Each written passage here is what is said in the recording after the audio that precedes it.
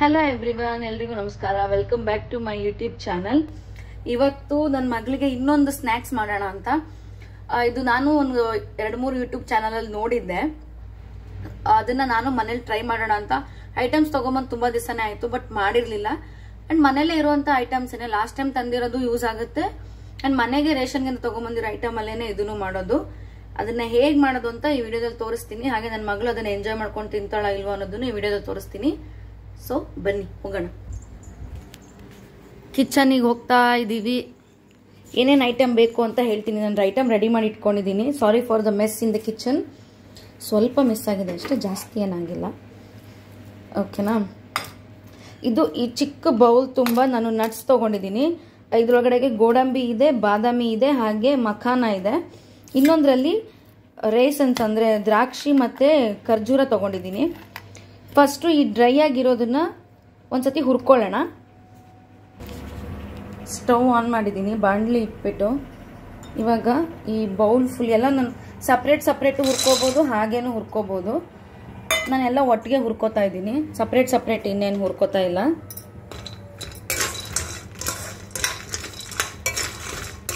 Dry ಆಗಿ ಹಾಗೆ ಸುಮ್ಮನೆ ಹಾಗೆ ಸ್ವಲ್ಪ ಕ್ರಿಸ್ಪಿ ಆಗೋ ಥರ ಹುರ್ಕೊಳ್ಳೋದು ಅಷ್ಟೇ. ನೋಡ್ಬೋದು ನೀವು.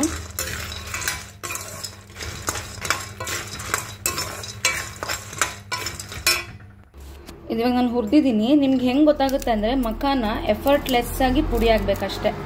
ಆ ಥರ ಹುರ್ಕೊಂಡ್ರೆ ಸಾಕು. ಈ ಥರ ನೋಡಿ, ಮಖಾನ ಎಫರ್ಟ್ಲೆಸ್ ಆಗಿ ಪುಡಿ ಆಗಬೇಕು. ನಾನು ಆ ಥರ ಹುರ್ಕೊಂಡಿದ್ದೀನಿ. ಗೋಡಂಬಿನೂ ಸ್ವಲ್ಪ ಗೋಲ್ಡನ್ ಬ್ರೌನ್ ಥರ ಆಗಿದೆ, ಬಾದಾಮಿನೂ ಸ್ವಲ್ಪ ಹಾಗೆ ಆಗಿದೆ. ಸೊ ಇವಾಗ ಇದನ್ನು ನಾನು ಮಿಕ್ಸಿ ಜಾರ್ಗೆ ಶಿಫ್ಟ್ ಮಾಡ್ತೀನಿ. ನಾನು ಈ ಥರ ಮಿಕ್ಸಿ ಜಾರ್ಗೆ ಹಾಕಿದ್ದೀನಿ. ಇದೇನು ಜಾಸ್ತಿ ಬಿಸಿ ಇಲ್ಲ, ನೋಡ್ಬೋದು ನೀವು. ಸೊ ಇವಾಗ ಇದನ್ನು ಗ್ರೈಂಡ್ ಮಾಡ್ಕೋತೀನಿ.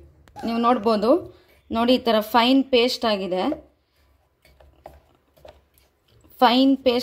ಇವಾಗ ಇದಕ್ಕಿವಾಗ ನಾನು ಇದೇನು ತೊಗೊಂಡಿದ್ನಲ್ವ, ನಾನು ದ್ರಾಕ್ಷಿ ಮತ್ತು ಖರ್ಜೂರ ಎರಡು ಹಾಕ್ತಾಯಿದ್ದೀನಿ. ನಾನು ಖರ್ಜೂರ ಒಂದು 5-6 ತೊಗೊಂಡಿದ್ದೀನಿ. ದ್ರಾಕ್ಷಿ ಸ್ವಲ್ಪ ಒಂದು ಅರ್ಧ ಮುಷ್ಟಿ ಅಷ್ಟು ತೊಗೊಂಡಿದ್ದೀನಿ. ಮತ್ತೆ ಇವಾಗ ಇದನ್ನು ಇನ್ನೊಂದ್ಸತಿ ಗ್ರೈಂಡ್ ಮಾಡ್ಕೊಳ್ಳೋಣ. ಇವಾಗ ನೋಡಿ ಈ ಥರ ಪೇಸ್ಟ್ ಆಗಿದೆ. ಅಂದರೆ ಹೀಗೆ ಮೌಲ್ಡ್ ಆಗುತ್ತೆ ಇದು. ಈ ಥರ ಆದರೆ ಸಾಕು, ಅಂಟು ಇಟ್ಕೊಂಡು ಇದಾದರೆ ಸಾಕು. ಟೇಸ್ಟ್ ನೋಡೋಣ ಹೇಗಿದೆ ಅಂತ.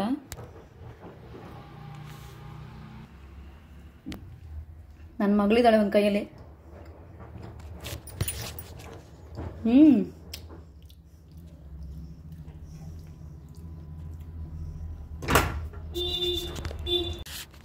ಹೆಂಗಿದೆ ಮಗ?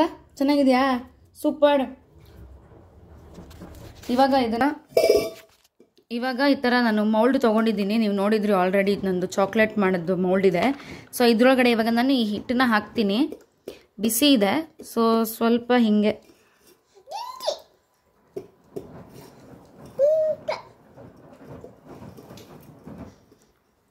ಈ ಥರ ಎಷ್ಟು ಹಿಡಿಸುತ್ತೋ ಅಷ್ಟು ಮಾತ್ರ.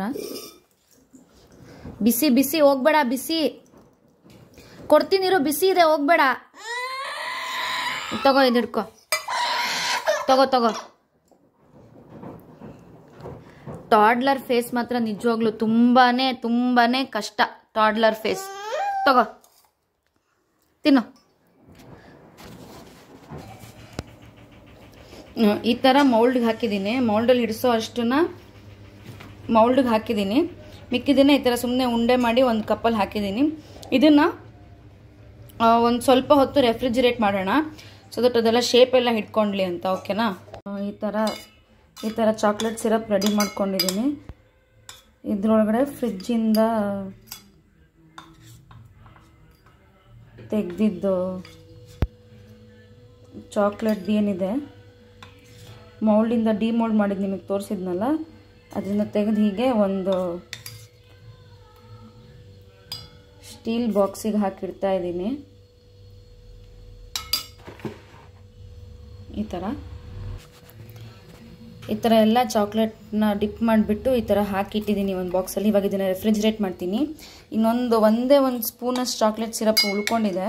ಸೊ ಅದಕ್ಕೆ ಇದು ನಟ್ಸ್ನ ಸುಮ್ಮನೆ ಹಾಗೆ ಹಾಕ್ತಾಯಿದ್ದೀನಿ. Handful of nuts. ಸೊ ಅಲ್ಲ, ಅದು ಸುಮ್ಮನೆ ಚಾಕ್ಲೇಟ್ ಅಂತ ಕವರ್ ಅಪ್ ಮಾಡಿ ನನ್ನ ಮಗಳಿಗೆ ತಿನ್ಸೋಕ್ಕಷ್ಟೇ.